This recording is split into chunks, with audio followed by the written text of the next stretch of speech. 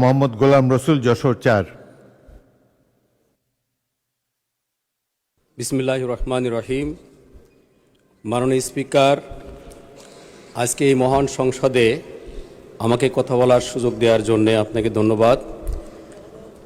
আজকে আমি ৭১ বিধিতে যে প্রশ্নটা এখানে রেখেছিলাম, যশোরের একটা গুরুত্বপূর্ণ জনগণের একটি সমস্যা, সেটা হচ্ছে ভবদার জলাবদ্ধতা।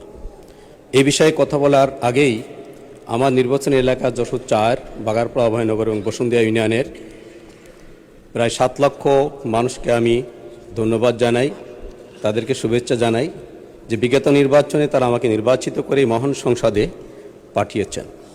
আমি আজকের দিনে আমাদের সেই সমস্ত শহীদদের কথা বিশেষভাবে স্মরণ করছি, জুলাই আন্দোলনে যারা বাংলাদেশে শহীদ হয়ে রক্ত ঝরিয়ে আজকে একটি নির্বাচনের মাধ্যমে সংসদে এসে কথা বলার সুযোগ আমাদেরকে তৈরি করে দিয়েছেন।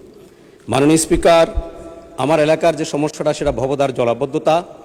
1961 সালে আমাদের নির্বাচনী এলাকা এই অভয়নগর উপজেলার ভবদা নামক স্থানে টেকা নদীর উপরে স্লুইস গেট দেওয়া হয়েছিল। যে স্লুইস গেট দেওয়ার কারণে টেকা নদী, মুক্তেশ্বরী, আমডাঙ্গা সহ অনেকগুলো নদী ভরাট হয়ে যায়। এই ভরাটের কারণে সেখানে 88 সাল থেকে জলাবদ্ধতা শুরু হয়।